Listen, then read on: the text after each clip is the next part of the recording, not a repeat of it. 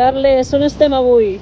Avui estem a Andorra, estem al museu de la bicicleta per fer començar una prova pilot en bici sense edat, a veure si el projecte arrenca a Andorra, formant les primeres persones voluntàries. Pujades ara. Ara estic pujades amb un tricicle en bici sense edat a fer unes pràctiques de conducció.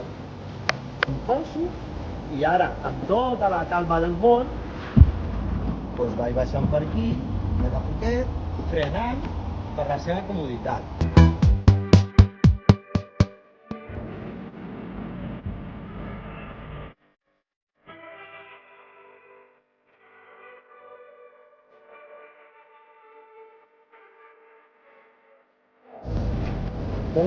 Aquesta